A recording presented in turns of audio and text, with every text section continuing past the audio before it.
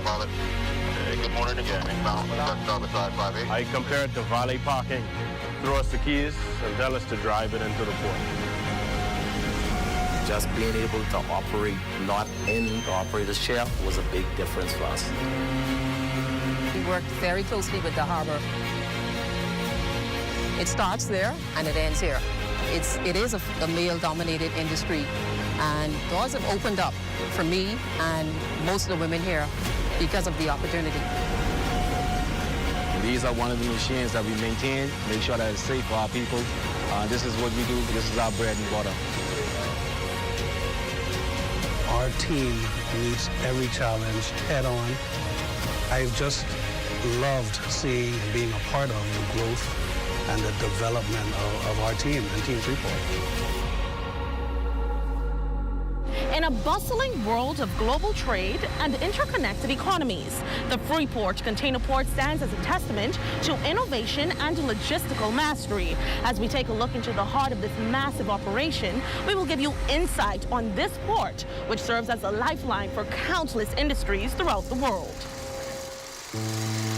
In 1997, a bold vision took shape in the Bahamas. Hutchinson Ports embarked on an audacious project to transform a humble harbor into a world-class gateway for international commerce, birthing the Freeport Container Port and the Freeport Harbor Company, which now serves as a hub for worldwide transshipment of containerized cargo, containing over 1,000 meters of berths with 15.5 meters of alongside depth. During that period, just seeing the cranes actually coming in and the erection of the cranes and the magnitude of this, because the container industry, even though we would have had something called roll-on, roll-off over at the harbor, this level of the container industry was something totally new to the Bahamas. And so just the magnitude in and of itself was something that personnel and people were in awe of. Actually seeing the vessel bringing the cranes in, basically already fully erected, was something that was very impressive. It was like, how are these persons going to get these cranes off and how are these cranes are going to be able to operate? So it was very impressive during that period in time to see such a thing happening to our island. And 26 years later, with relentless determination and unwavering ambition, enormous cranes emerged, straddling vehicles roamed the port, and berths stretched along the harbor, gradually turning this dream into reality. Today, the Freeport Container Port stands tall as one of the largest and most efficient transshipment ports in the region. Its strategic location and state-of-the-art infrastructure continues to attract major shipping lines from around the world. The significance of the Freeport Container Port, when you think about globalization and the global trade and global markets, you would understand the impact and the implication of just how significant it is for Freeport Container Port and where we are located geographically. And so globalization has been something that has been a topic for many years as I did my business studies, and as working at Container Port, you actually get to see globalization in motion. You get to see how every container, every vessel, it's a global, also a local movement, and so you get to see it all come together. I see you talk about the cranes, and you would have witnessed the cranes going from being on the vessels, coming in, wondering how they're going to take it off of the ship, to now witnessing it being controlled from a room. How does that feel?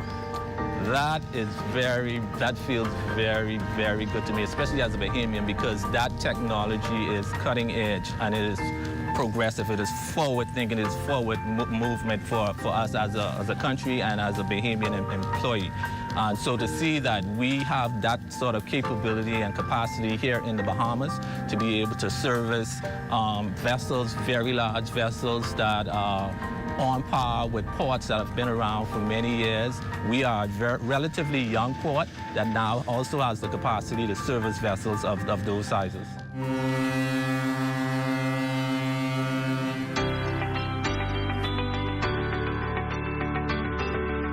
Nestled on the island of Grand Bahama lies a gateway to global trade and a haven for maritime activities. Hutchinson Ports, the world's leading port network with over 30,000 employees, operating ports and terminals, one of which is the Freeport Harbor, a bustling hub that has earned its place as one of the largest cruise facilities in the Bahamas. So the Freeport Harbor in itself is a very unique harbor. It's the port of call for generally all marine traffic within the northern Bahamas. And then aside from that, we have some significant tenants, being the shipyard, the container port, Bradford Marine, and then Martin Marriott out of Bahama Rock that we provide vessel services for. The entrance, channel, and turning basin, carefully dredged to a remarkable depth, the harbor is the deepest in the region at 16 meters. The Freeport Harbor serves as a passenger terminal with centralized check-in facilities for home porting, a 26,000 square foot Caribbean-style retail entertainment center, and a Bahamian craft market. 1245, that is correct. We are responsible for the marine operations, vessel traffic control within the port. So we supply the pilots, the line handlers, and all the ancillary service that is required to facilitate the operations. We are multi-use port. Our mainstay is the cruise vessels that calls this port, and we provide facilities, on-ground service. We have our cruise team that looks after our cruise passengers, our day ferry operators. Behind the scenes of Freeport Harbor's maritime operations, skilled navigators, marine pilots guide vessels through the intricate channels and into the heart of the harbor. Yeah, the stakes are high every day. What about if you have 2 or 3 of these large ships here at the same time? What happens then? We do it simultaneously. You bring them and we move them. Freeport Harbor also serves as a vital trade gateway with their cargo services. Its state-of-the-art equipment and efficient operations ensure the smooth flow of goods, connecting businesses across the globe. Allison, this is the area that you would normally walk to. I oversee the cargo operation here at the Freeport Harbor, and we are in charge or responsible for the roll-on, roll-off cargo operation here. For the average person, what does that mean, roll-on, roll-off? Yes, when we have cargo vessels coming in, for example, we have Tropical, the mailboat, Bahamas Fast Ferry. They normally will bring in containers with goods and our equipment. We will discharge them, that's the roll-off, and we will load them, that's the roll-on, whenever the operation is going on. And in an ever-evolving world, Allison Grant has broken barriers and shattered stereotypes, becoming the first female cargo ram supervisor in a traditionally male-dominated industry. I started working here at the harbor as a security officer. And then I was promoted in the cargo office, entering all the manifests, all entries for all the vessels. And I started training in the forklift and the tractor trucks. So actually I became the first female equipment operator here at the Freeport Harbor Company. What we do is, once the captain and the navigators bring the ship 2 miles off the shore, they then throw us the keys and tell us to drive it into the port. So that's the skill what's required as a marine pilot. He's going to get the position. Get it now, so get position. Starboard side 58. Roger that. So we just told him he has to turn the ship around 360 in the back there, which is another tight turn. Okay. And bring the ship now starboard side alongside, which is the right side of the ship. And the stern position will be 38. Sounds so simple. What made you interested in wanting to be a quote-unquote valet parker of boats? Well, I live less than a quarter mile away from the harbor. I grew up there from a very young child. My grandparents also grew up there, so time and time, I've watched the harbor grow and develop. My father, he also was employed at the container port, so my life kind of revolved around shipping from a very young age. Now, a ship this size, how many containers would come off of these ships? This is approximately maybe 6,000 to 7,000 TEUs, 20 equivalent units, 20-foot equivalent units. So that can load and discharge up to 12,000 max usage out of the containers. How does it feel to be a part of a company, a massive operation with mostly employed Bahamians? Tremendous. I've watched the company grow from strength to strength over the past 10 years that I've been here. We've moved from male dominant to now marine female pilots. We've also enhanced our technology aspect of it through the Harbor Marine Control Department. And a lot of young persons now are getting opportunities that wasn't there years ago. So kudos to that. How long have you been here? 10 years. Wow, 10 years. Have you ever wanted to quit? No, this is my passion. Wow. I love it. Yeah, I mean, you're on the water, you're feeling the cool breeze. Yeah. That's what I do. Okay, typical day as a marine pilot would start usually around 4 to 5 a.m. in the morning. You'd get up, look at the weather on the outside, have a cup of coffee. You'd come into the port operations, you'd check your wind, tidal information, currents, what's going on the outside. You'd also check the availability of your tugboats because they are a vital role of the organization as well. You'll also check with the ships. Certain things that we have to look at is their maximum draft. That allows us to know how deep they are in comparison to what's under the keel. Another thing that we look for is ship maneuverability, their handling skills, and also our communication with marine control and with the captain themselves. I also had the opportunity to bring in the first cruise ship post-pandemic. It was the adventure of the seas. We came in early morning, and to see the jubilant atmosphere, to see the excitement on the taxi drivers, the straw vendors' faces, and just to walk quietly by and observe all of it, it really made you humble to know how the type of work that you do and the gravity that the effect that it takes. And a lot of people doesn't really know about pilots or don't really know about pilots, so it's a fulfilling career. What the Freeport Harbor in the future, I envision 8 cruise ships parked inside the port at any given one time.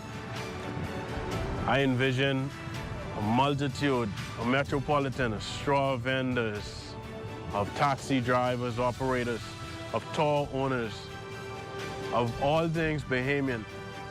I envision our culture being defined and being something that we are very proud about. That's what I envision for the Freeport Harbor.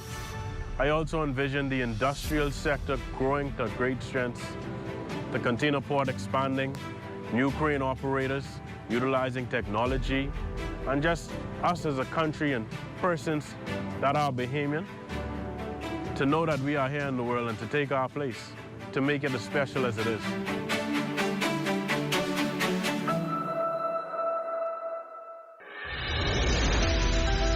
The Freeport Container Port is a deep water gateway that has become the heart of international commerce. It is strategically positioned at the crossroads of major trade routes, linking North America, South America, the Far East, and Europe. This port has earned its place as the principal east-west line haul route through the region. Gigantic cranes stand tall as they effortlessly transfer containers from ship to shore. The rhythmic choreography of these machines is a testament to the precise orchestration that takes place daily, ensuring that goods continue their journey across the globe without interruption.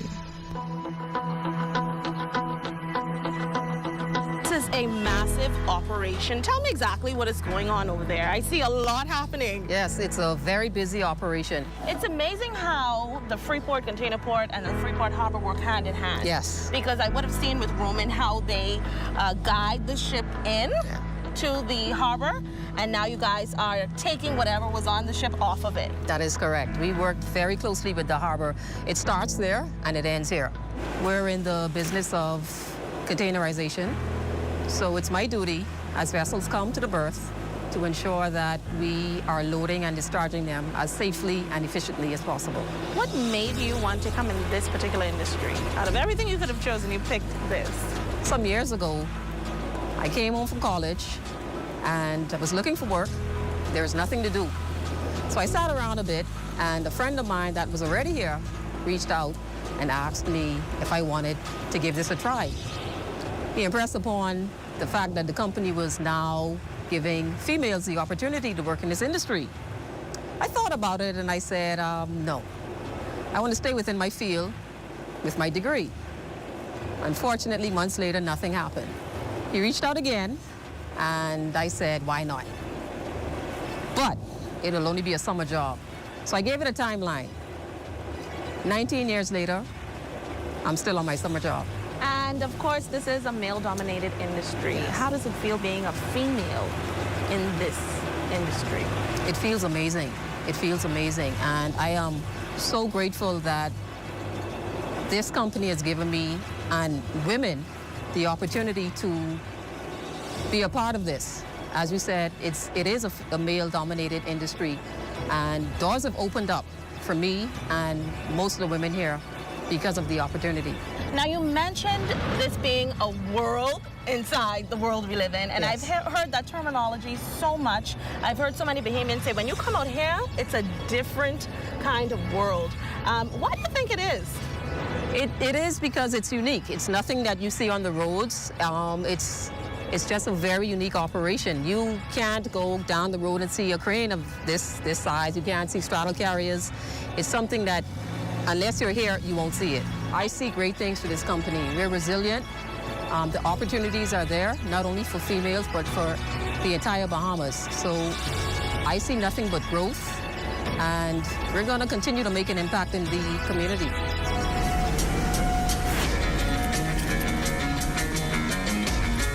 These are one of the machines that we maintain, make sure that it's safe for our people.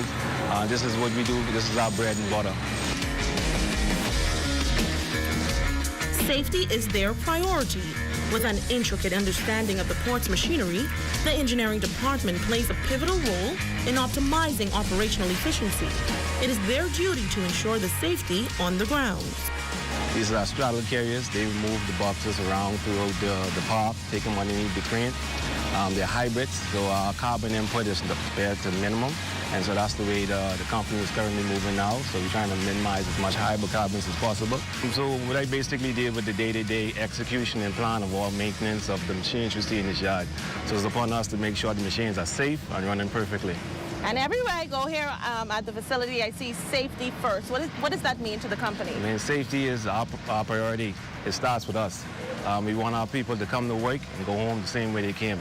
It's a family business. So walk me through a typical day as a supervisor. It's not really a typical day because it's 24 hours for us. So basically you come in, you ensure that your team is ready to go. They're safe, they have all their PPE, everything is available for them, and we just go ahead and get the job done. How tall are they? We have them at 3 high and 4 high, so they run at least 12,000 meters on the 4 high, 800 meters on the 3 high.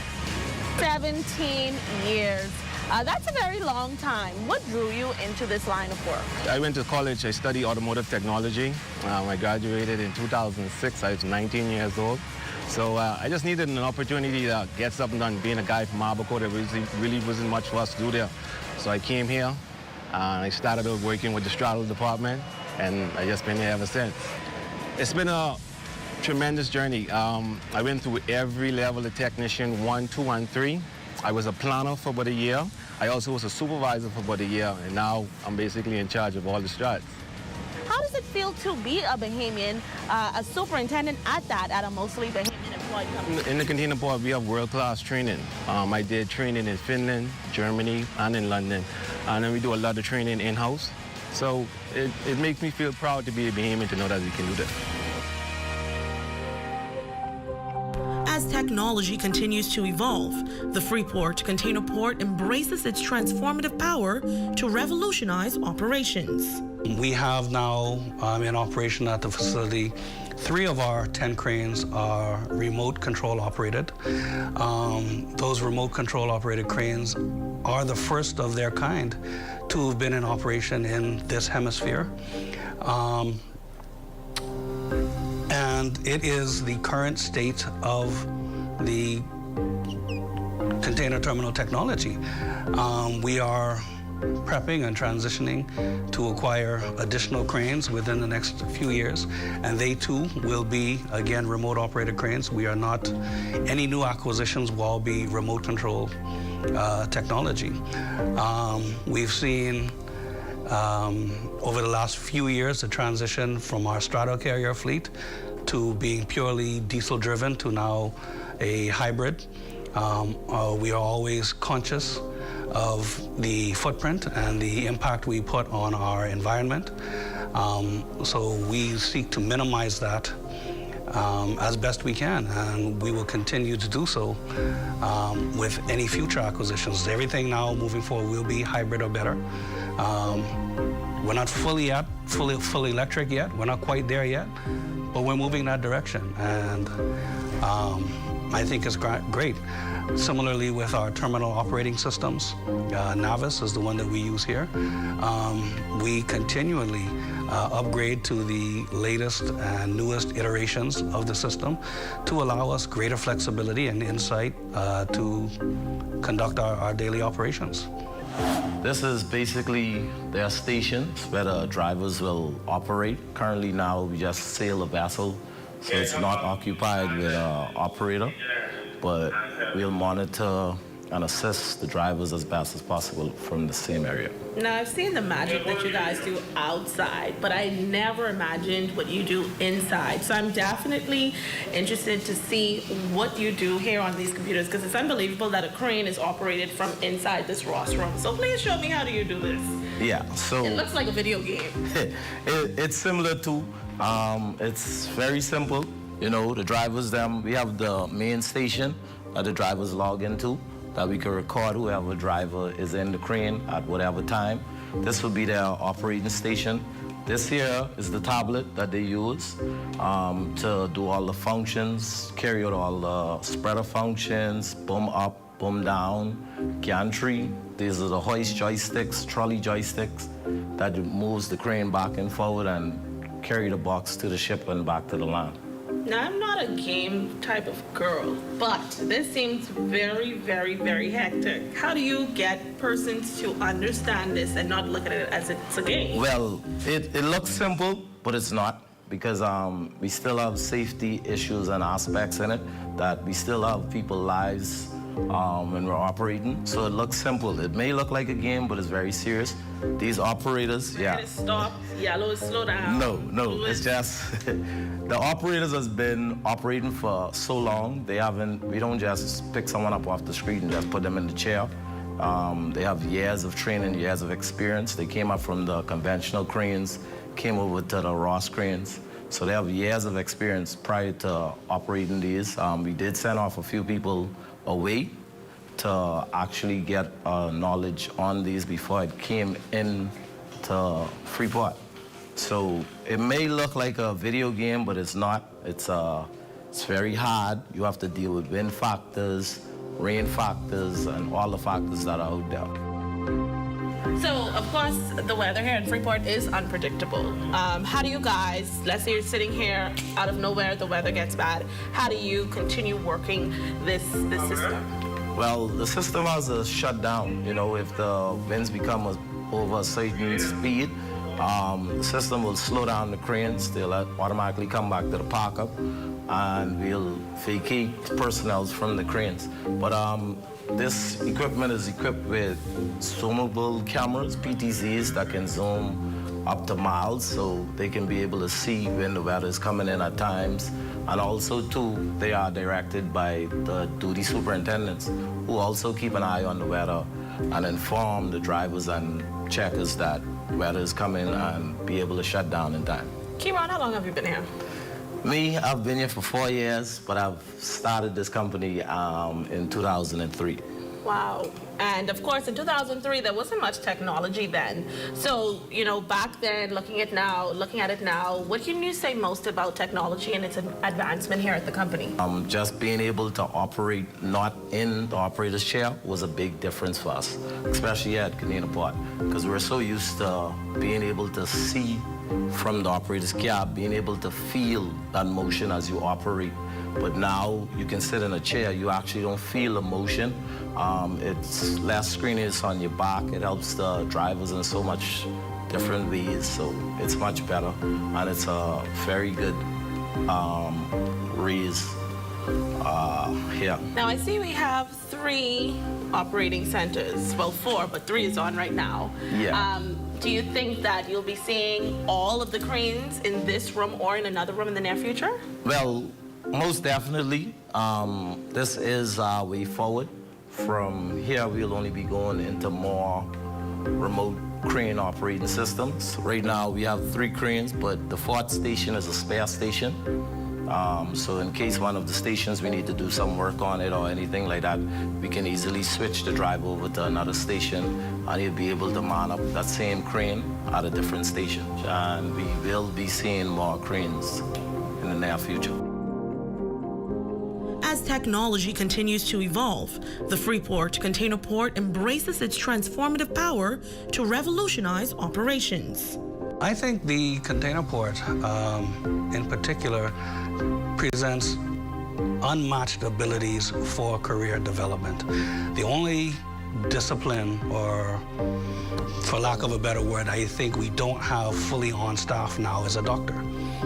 We have lawyers, we have engineers, we have accountants, we have diesel mechanics, we have computer programmers, network engineers, with our crane operators and straddle carrier drivers, heavy equipment operators. I don't think there's anything, our HR, everything you want to do can be done here at the Freeport Container Port. The container terminal goes to great lengths to recruit potential. Obviously, we want some degree of building blocks from which to grow. We want careers, not jobs. We want people to understand that the opportunities and the stability here at the container terminal is for all of us, for our children, their children, and the only way we continue to grow this place is to continue to grow our people. And I think that is something that anybody looking for a career in just about any field. The process of the operation, or the operations department, all of our activities actually start days, sometimes weeks, before the ship actually gets here. The process will start with the exchange of information between the customers and our planning department, with the receipts of the arrival BAPLEs telling us exactly what type information, which containers are coming on the vessel, and where they're scheduled to go, which containers are already here on the yard and where they need them to go. So they start that process of coordination. There are any number of variables that they use to take the information from the customer and translate that into a workable plan, a crane program, translate that into a yard strategy, translate that into actionable tasks for our execution team, quayside, which will be our duty superintendents, the dispatchers, the quayside supervisors, the crane drivers, the straddle drivers, to actually work and coordinate the plan. So it's an age-old axiom, and I guess it survives time because it works. You plan the work, then you work the plan. And it begins and ends in our planning department. So there's a lot that takes place behind the scenes to make everything you've seen outside or you will see out in the terminal look smooth and seamless. The process starts long before the vessels get here and continues on after they leave. I likened it to a ballet. You know, on the ground, in the thick of things, you may not always be able to see it as cleanly. But if you're stepped back a little bit from the operation, or if you're above the operation in one of the cranes looking down, the way you see these hulking, 30, 40, 50-ton machines traversing the container terminal is graceful. As graceful as a piece of heavy equipment can be, but it's graceful, their movements. And it doesn't happen by accident. It's a lot of hard work and preparation that goes into it. And my hats go off, or my one hat goes off every day to the team that puts it together. And I just cannot overstate enough how proud I am of our people. This facility would not have seen the successes that it has year after year after year, but for the fantastic group of people that we have here, that we continue to recruit, that we continue to develop, that buy in despite whatever is going on around us. They're here. They support this place. They support the goal of the Freeport Container Port. They support the business, and we would not have been able to succeed without them. So I just cannot overstate enough how much I appreciate, respect, and value our team members. Team FCP every day.